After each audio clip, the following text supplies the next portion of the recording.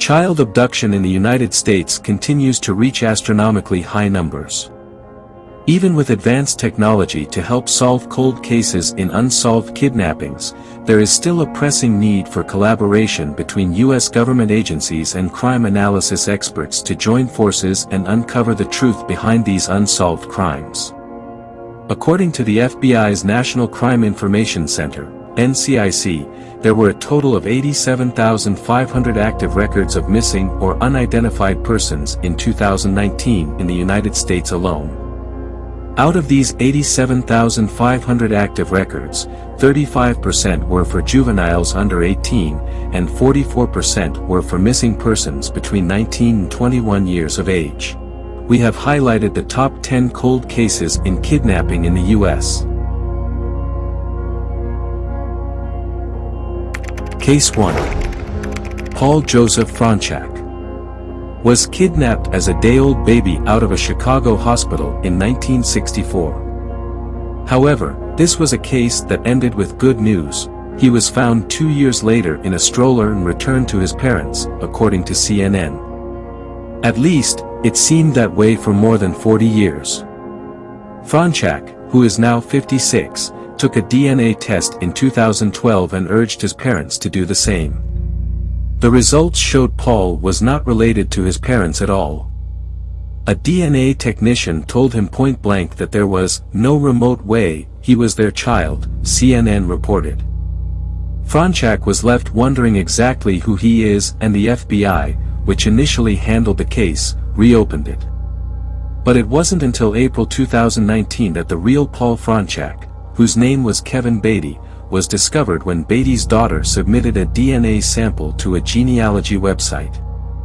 The DNA test results showed a link between Kevin Beatty and Paul Fronczak's parents, Chester and Dora Fronczak.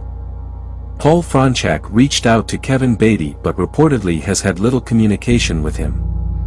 Before his death from cancer on April 25, 2020, which was also his actual birth date, Kevin Beatty reportedly spoke several times with his birth mother, Dora. His biological father Chester died in 2017.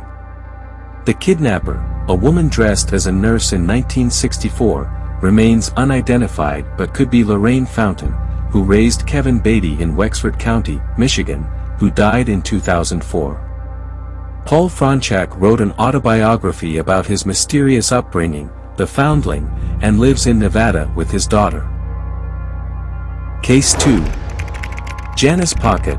In July of 2018, the 45th anniversary of Janice Pocket's disappearance, many people in her Tolland, Connecticut town gathered together in her memory. Her older sister remembers the day that Janet went missing, as does her cousin and many others. According to Hartford's Courant, it's hard for people to forget that July day in 1973 when Janice, then 7, disappeared. By all reports, she had been riding her bike and never came back. According to the Courant, her older sister recalled going out with her mom and calling her sister's name over and over.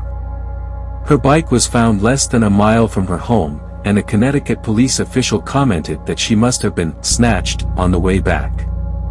The Connecticut State Police initially investigated the case, which has been reopened repeatedly, and it remains the lead agency on the crime.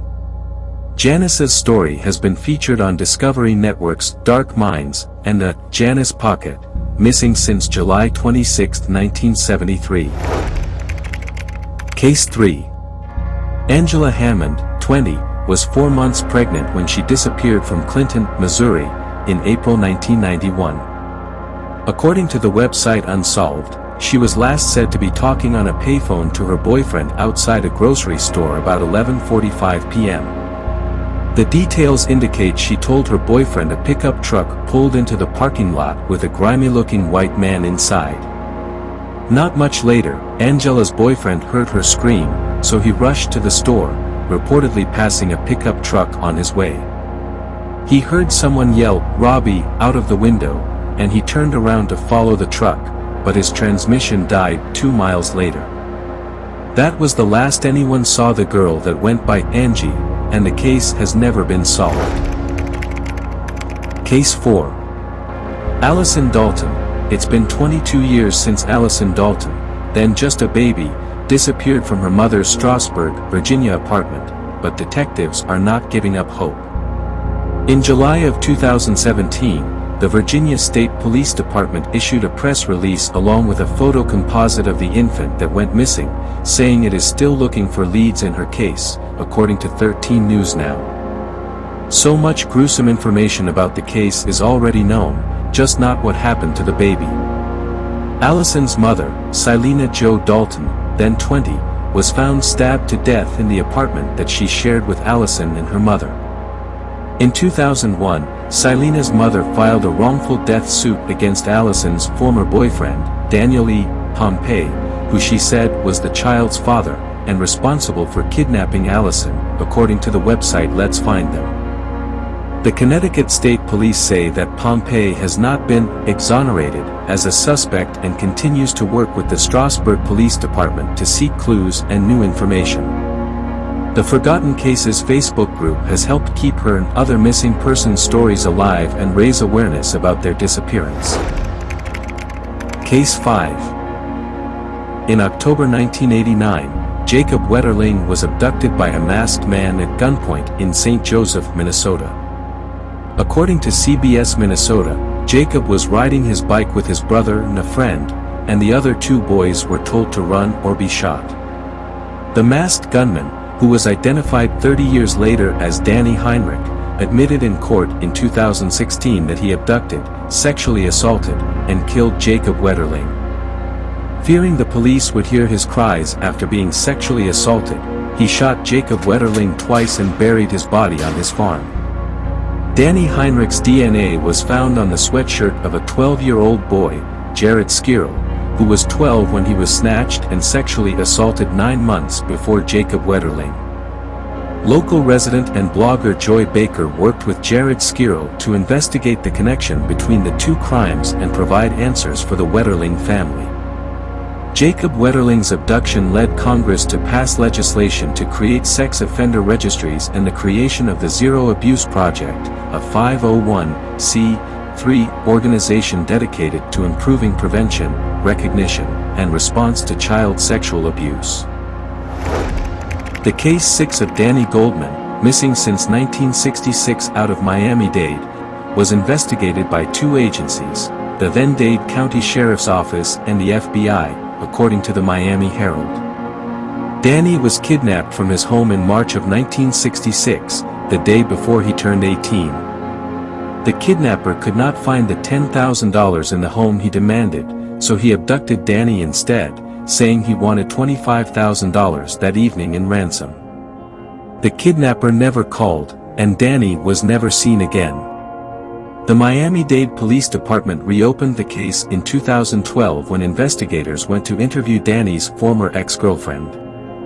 A high school classmate of Danny's, also an attorney, launched the website surfsidekidnapping.org to keep interest in the case active. That attorney's implication: Danny is long gone, but conspiracy and cover-up are crucial elements of the crime. The seventh case. Kim Sue Leggett. In 2012, the FBI released aerial photos related to the disappearance of Kim Sue Leggett to KGRV.com, a Rio Grande Valley, Texas news station. The Monitor reports that in 1994, Leggett, a then 21-year-old wife and mother, was abducted from her place of work at a Texas cotton gin. Soon after that, her father received a ransom phone call and a ransom note a few days later, but that was the last they heard. The ransom note appeared to be written in Kim's handwriting and asked for $250,000. The investigation was handled by the Mercedes Police Department and may have been botched, but not deliberately, an investigator has told KGRV. Believing Kim may be dead, the Texas Department of Public Safety placed her on its top 12 Texas Rangers Unsolved Homicides webpage in 2013. The FBI and Hidalgo County investigators continue to seek information related to the case. Case 8. Tammy Lynn Leppert has been missing since July 1983, when she disappeared from Brevard, at the age of 18. Leppert was a model who specialized in swimsuit wear and had won more than 300 beauty contests by the time she reached 16, according to the website unsolved.com. She may have been 3 months pregnant at the time of her disappearance, and a male friend said he last saw her, dropping her off outside a Cocoa Beach bank following a disagreement. There were also indications she was having problems at home. Christopher Wilder, a man linked to rapes and murders of women in the area, was a suspect, but police were never able to connect the two, and Wilder died in a shootout with police in 1984, CharlieProject.org reports. The Cocoa Beach Police Department remains the investigating authority on the case and can be reached with any new details. Case 9. Sabrina Eisenberg. In 2009, CNN featured the disappearance of Sabrina Eisenberg, a 5-month-old, on her true crime show to try and garner attention for her case. Sabrina had disappeared in November 1997 from her crib, right around Thanksgiving time. The garage was found open and the house door unlocked, and there was no sign of an intrusion. The parents were considered top suspects by the Hillsborough County Sheriff's Office, which received a warrant to bug their home, according to ABC News 2020.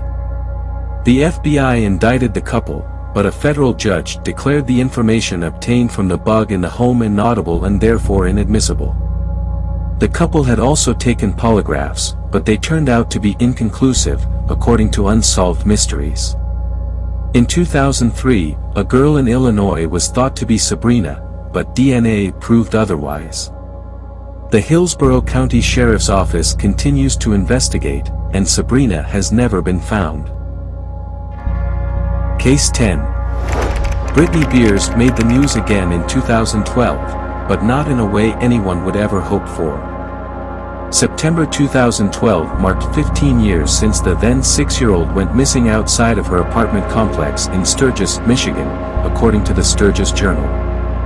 She was last seen sitting on a bench at about 8:45 p.m. outside of her family's apartment complex, reports WSBT.com.